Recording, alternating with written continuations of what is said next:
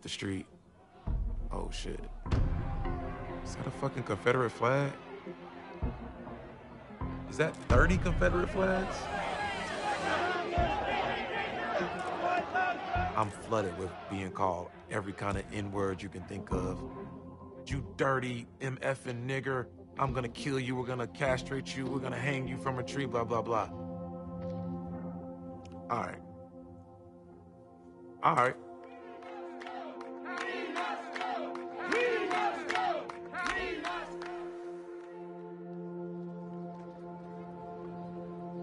I'm Sophia Jones, and I'm today joined by Eric Newman and Daryl Davis, director and executive producer of A Time to Yell, More Than a Statue. Thank you guys so much for joining us today. Thank you for having us. Thank you. Of course. So, a question for both of you. Your film was released in 2024, but shown here at Summer League Film Festival a little over a year later. What motivated you to make a film about this event, and why do you think it continues to instigate important conversations today?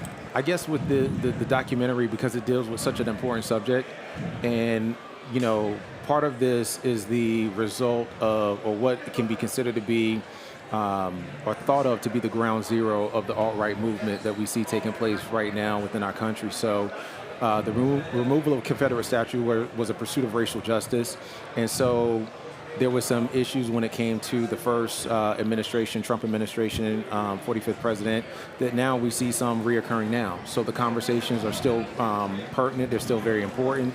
They're still very much needed to be had right now.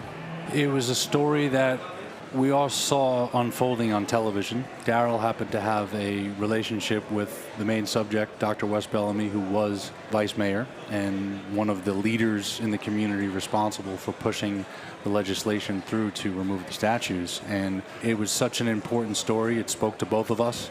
We all know the importance and the power of storytelling, but the importance of getting it right and highlighting voices that aren't necessarily always heard. After the events, we had stories about the trials, we had stories about the alt-right, but there were no stories about the community and what they were left with after this.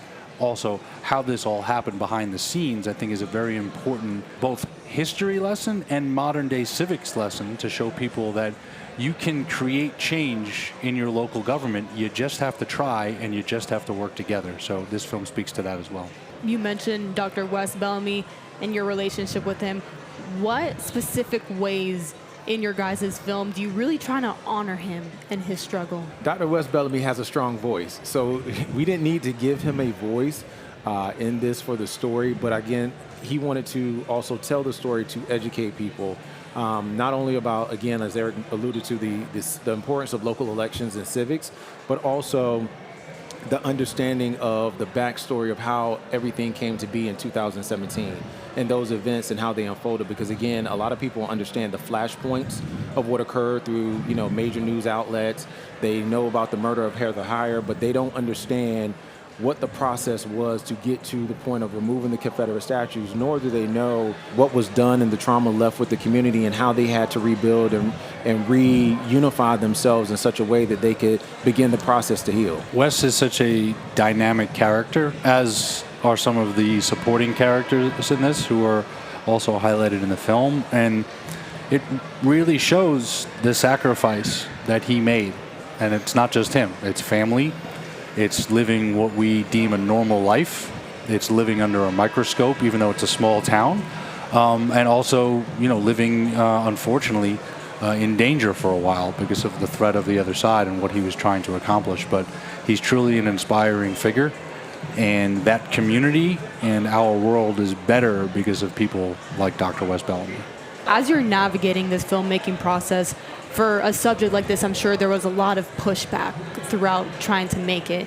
How do you overcome that to ensure you're driving home the critical points and themes of your documentary?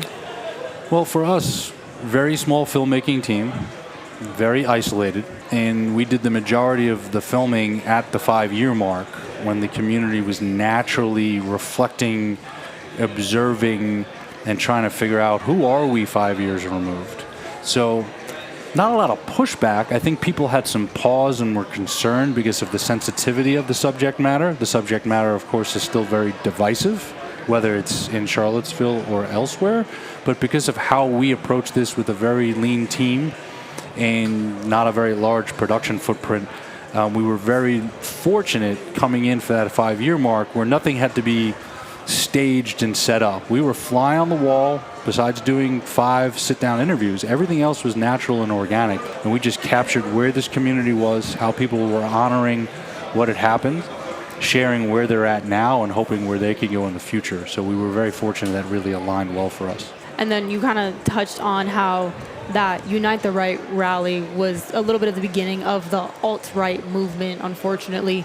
And so having this film released at a critical point where, like now, where it feels like we're almost in a little bit of a social justice regression, how important is it to have these think pieces out there? I mean, I think it's very important. I mean, we've seen the erasure of history, the eradication of books about certain topics that is not... a lot of these stories they don't want told. The alt-right movement don't want the stories and real history to be told or taught to people. So therefore, it's very important to have this story out there because it memorializes what the truth is about how it came to be with the removal of these Confederate statues. And what that was the impetus for telling the story. I had a conversation with Dr. Wes Bellamy, and I said, we need to do a documentary and we need to tell this story. And he was like, you know, at the time, he was like, I'm not in a good space to do this because of all the trauma he endured. But he said, you know, I think it's very important as well because we need to know what the truth is. And that is the main point about this, is to get the truth out there. So therefore, it cannot be erased. It cannot be rewritten. And people can know it for what it is. Exactly. I agree with that 100%. And last question, either of you can feel free to take this one, but what is it about the Summer League Film Festival that enticed you to want to showcase your documentary here? I think the role of basketball, both in the film from a community element and the role of basketball in our world, bonding people, bonding communities, building bridges.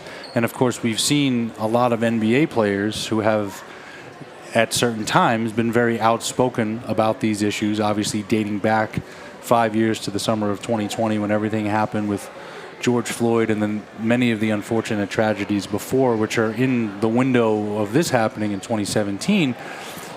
It makes sense because basketball, more often than not, people are socially conscious and people want to create change in the world. Often it's by utilizing the game. The game is present here, but it's all about building relationships, bonding with people, creating an understanding, and we hope this fits in well. Well, I definitely think it fits in well and kind of is a bit of an example of intersectionality between how sports and art can just connect people. And thank you so much for joining us and for making this film. So like you said, it will forever be stamped in memory what actually went down. So thank you for joining us. Thank you so much. Thanks for having us.